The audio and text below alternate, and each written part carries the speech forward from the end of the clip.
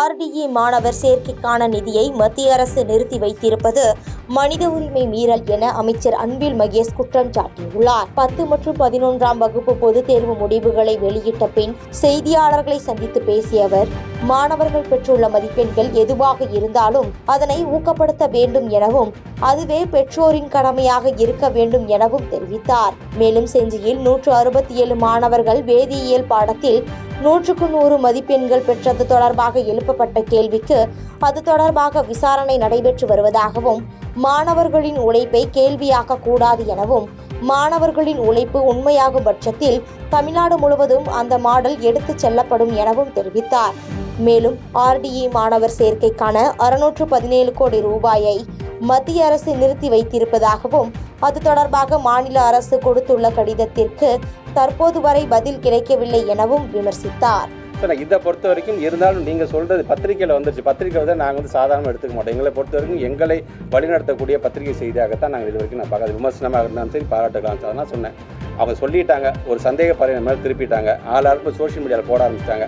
அது சார்ந்து இப்போ என்கொயரி பண்ணுங்கன்னு சொல்லிட்டு இப்போ நேற்று முதல்கட்ட என்கொயரியில் பண்ணியாச்சு ஃபுல்லாகவே. ஸோ அதில் வந்து இந்த மாதிரி கொஸ்டின் பேப்பர் லீக்கேஜுங்கிறதோ இல்லை அது சார்ந்து யாரெல்லாம் அந்த சம்மந்தப்பட்டிருக்கிறாங்க, அங்கே யார் கஸ்டோடியன் பாயிண்டில் யார் இருந்தால், யார் டிஓவாக இருந்து அந்த கொஸ்டின் பேப்பர் போய் எடுத்துகிட்டு போனது யார், அங்கே இருந்த சூப்பர்வைசர் யார், அவங்க எந்த ஸ்கூலில் சார்ந்தவங்க, அந்த சூப்பர்வைசர் உள்ள அப்படியே கெமிஸ்ட்ரி டீச்சரா இல்லை வேறு சப்ஜெக்ட் டீச்சரா, இப்படி கிட்ட 100 பேரை கொண்ட ஒரு ஃபஸ்ட்டு லெவல் ஆஃப் இது என்கொயரியை நாங்கள் முடிச்சுட்டோம். பட் இருந்தாலும் நான் விட மாட்டேன். திருப்பி அதை நீங்கள் பாருங்கள். நீங்கள் சப்போஸ் உள்ளபடியே அந்த 167 பேர் நம்ம பிள்ளைங்க கண்டிப்பாக அந்த 100 வாங்கியிருக்காங்க, டீச்சர்ஸோட அந்த ட்ரைனிங் தான் அப்படின்னா அந்த மாடல் நம்ம எடுத்துகிட்டு ஒட்டுமொத்த தமிழ்நாட்டில் இருக்கின்ற பிள்ளைங்க 100 வாங்குறதுக்கு என்ன செய்வோமோ அதை நம்ம தெரிந்து கொள்ளலாம் என்கின்ற அறிவுரையும் நான் சொல்லிட்டு தான் வந்திருக்கேன். நான் கண்டிப்பாக அந்த செய்தி வரும்பொழுது உள்ளபடியே எல்லா பத்திரிகை நண்பர்களுக்கும் நான் எடுத்துக்கிறேன். எடப்பாடி பழனிசாமியும் ஓ பன்னீர்செல்வமும் தேசிய ஜனநாயக கூட்டணியில் தான் இருக்கிறார்கள் என பாஜக மாநில தலைவர் நயினார் நாகேந்திரன் தெரிவித்துள்ளார்.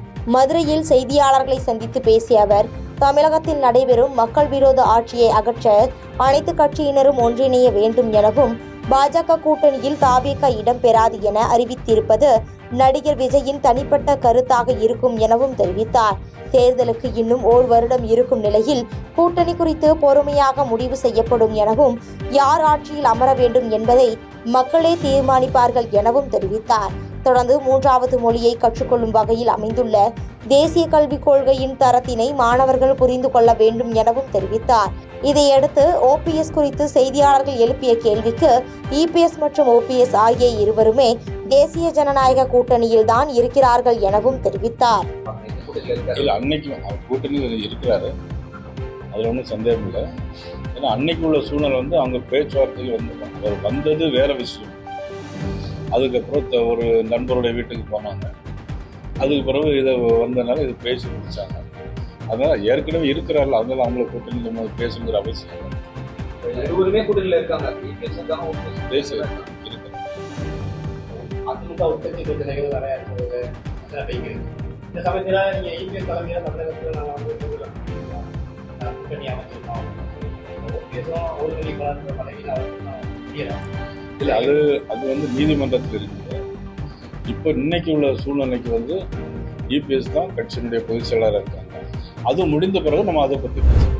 மதுரை மாவட்ட தொகுதி திமுக பொறுப்பாளர்களுக்கு ஆலோசனை கூட்டத்தில் அமைச்சர்கள் தங்கம் தென்னரசு, மூர்த்தி ஆகியோர் கலந்து கொண்டு ஆலோசனை மேற்கொண்டனர். மதுரையில் தனியார் திருமண மண்டபத்தில் 10 தொகுதிக்குட்பட்ட பொறுப்பாளர்களுக்கான ஆலோசனை கூட்டம் நடைபெற்றது.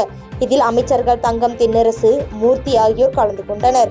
இதையடுத்து கூட்டத்தில் பேசிய அமைச்சர் தங்கம் தென்னரசு, 200 தொகுதிகளுக்கு மேல் வெற்றி பெற வேண்டும் என முதலமைச்சர் கூறியதைப் போல மதுரையில் உள்ள 10 தொகுதிகளிலும் வெற்றி பெற தொகுதி பொறுப்பாளர்கள் உழைக்க வேண்டும் எனவும், அவ்வாறு பெறும் வெற்றியே நாம் உழைத்ததற்கான சான்று எனவும் தெரிவித்தார். தென் தமிழகத்தின் வெற்றியின் தொடக்க புள்ளியாக மதுரை அமைய வேண்டும் எனவும், தொகுதி பொறுப்பாளர்கள் தங்களின் நிலையை புரிந்து உழைக்க வேண்டும் எனவும் தெரிவித்தார். OPS எப்பொழுதும் பாஜகவின் கூட்டணியில் தான் உள்ளார் என பாஜக முன்னாள் மாநில தலைவர் அண்ணாமலை தெரிவித்துள்ளார். திருவண்ணாமலையில் உள்ள அருணாச்சலேஸ்வரர் கோயிலில் சுவாமி தரிசனம் செய்த அவர் செய்தியாளர்களை சந்தித்து பேசினார். அப்போது உச்சநீதிமன்றத்திற்கும் ஆளுநருக்கும் குடியரசுத் தலைவருக்கும் முதலமைச்சருக்கும் என தனித்தனி அதிகாரம் உள்ளதாகவும், இந்திய ஜனாதிபதி உச்சநீதிமன்றத்தில் தற்பொழுது கேட்டுள்ள 14 கேள்விகள் நியாயமானவை எனவும் தெரிவித்தார்.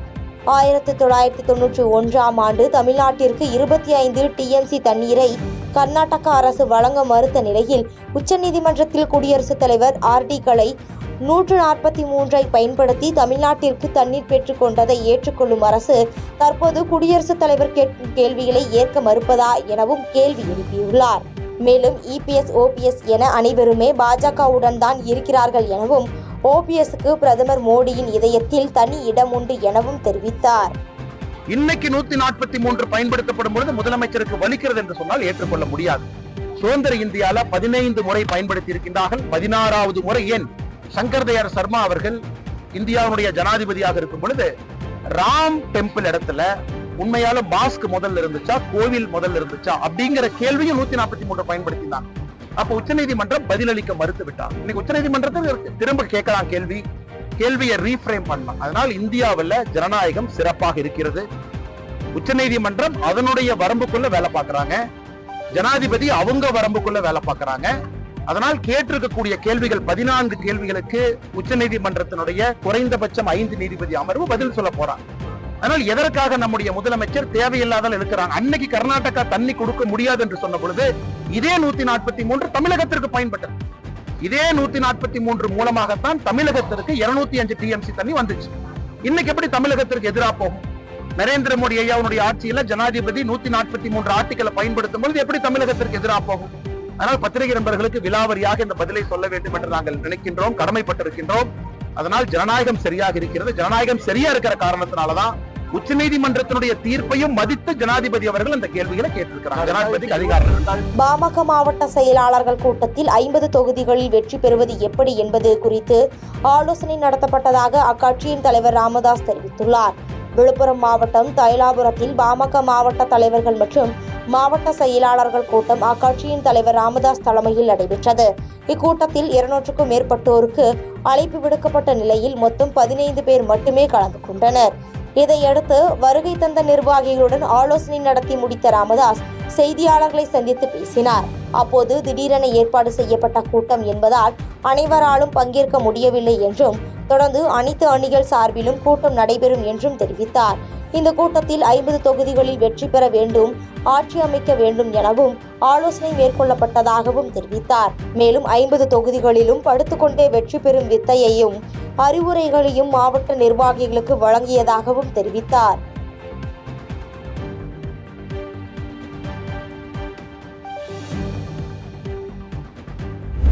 உதகையில் 5 நாட்கள் சுற்றுப்பயணம் மேற்கொண்ட முதலமைச்சர் ஸ்டாலின் மீண்டும் சென்னை திரும்பினார்.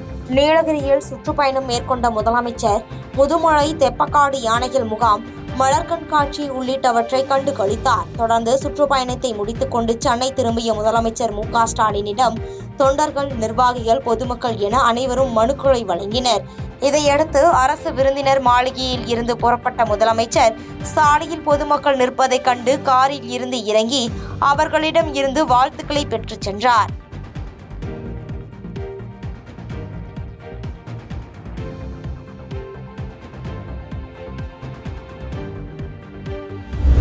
குமரி மாவட்டத்தில் மொத்தம் 319 பேருந்துகள் மகளிர் பேருந்துகளாக அறிவிக்கப்பட்டு 52 புதிய வழித்தடங்களில் இயக்கப்பட உள்ளதாக அமைச்சர் மனோ தங்கராஜ் தெரிவித்துள்ளார்.